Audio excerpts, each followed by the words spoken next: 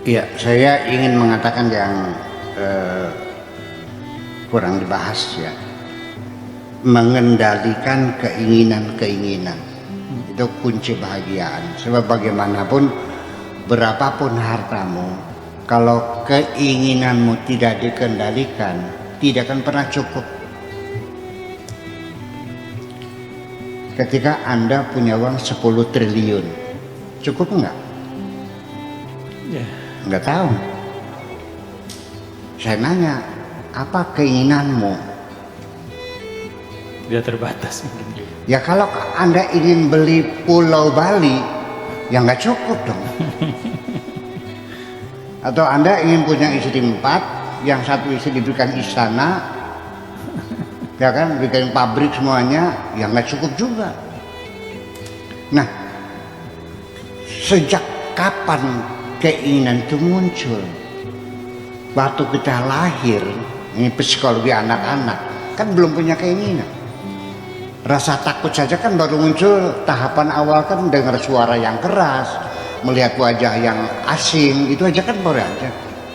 Ya, cenderung pada jenis lain kan di belakangan kalau sudah masa puber kan. Ya. Nah, keinginan ini sendiri sesungguhnya tidak semulus itu. Kita ingin mengontrol, ya, mengendalikan keinginan, tapi seringkali keinginan itu muncul dipaksa. Siapa yang memaksa? Itulah orang-orang yang tidak bermoral, menawarkan komoditas-komoditas produksi pabriknya melalui iklan-iklan di tengah jalan yang sebesar-besar gajah, melintang di tengah jalan dengan videotron, dengan yang sebesar gajah, dipasang spotlight, ditambah dengan gambar wanita yang cantik-cantik, yang buah dadanya kelihatan. Kita dipaksa untuk melihat. Dari situ lalu kita ingin. Itu kan untuk membangunkan keinginan Anda. Betul. Apakah advertensi periklanan tidak perlu ditertibkan yang mengganggu kenyamanan kota? Ada nggak penertibannya undang-undang? Belum kan? Belum terpikir kan? Nah kita juga sama. Jadi karena kita melihat sesuatu, kenapa engkau ketika kondangan di teman miskin kok pakai perhiasan emas, gelang keroncong sampai 1 kilan, kalung yang seperti rantai, ya kan, emas berlian 24 karat, kondangan sama teman miskin. Di sana banyak orang miskin, melihat kamu pakai yang mewah, banyak yang nangis kok. Banyak yang nangis. Percaya nggak? Ya mereka juga ingin pakai semacam itu. Jadi jangan sok ngiming-ngimingin orang kan gitu. Iya. Iya. Sampai sorga pun itu mengiming-iming juga supaya kamu kepengen masuk sorga. Ketika sesuatu kelezatan yang kau inginkan dalam ketentuan agama dilarang, supaya engkau bisa meninggalkan kelezatan yang kau inginkan di dunia, engkau diiming-iming dengan kelezatan di sorga kok. Sadar nggak?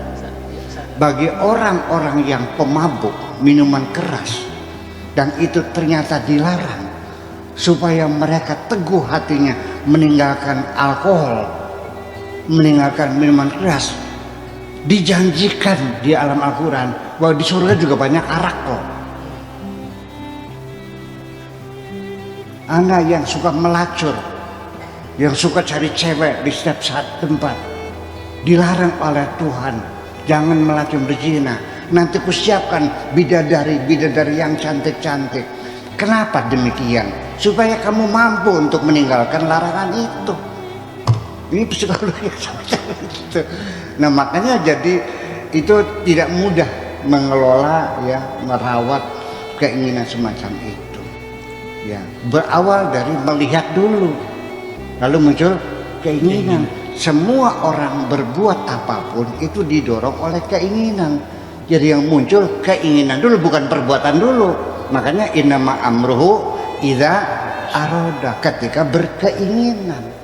Baru pun fayakun, baru Allah menetapkan terjadi sesuatu. Jadi yang pertama adalah keinginan tuh sejak awal mesti dikontrol.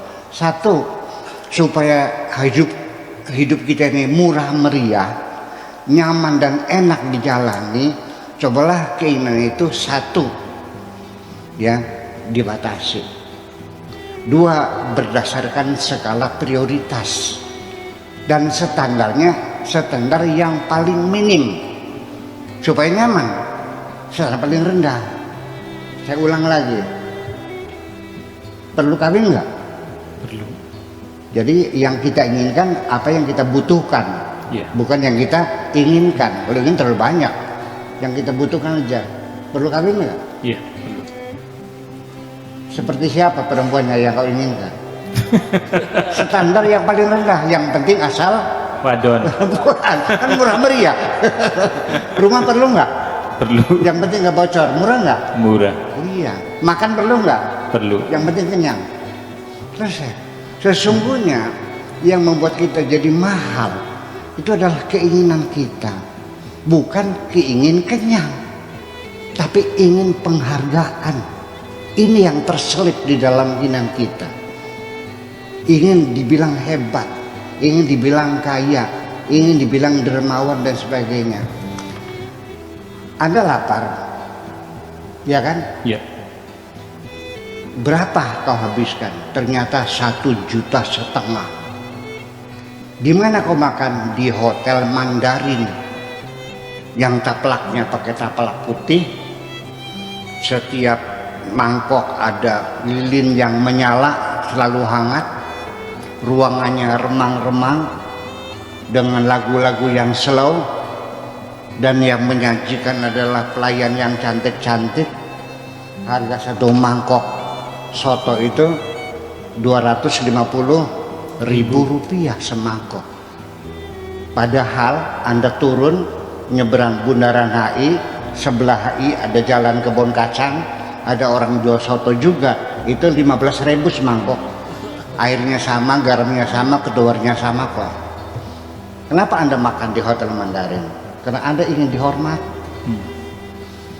Jadi akhirnya ternyata yang paling mahal itu adalah keinginan untuk dihormati. Terima kasih. Luar biasa.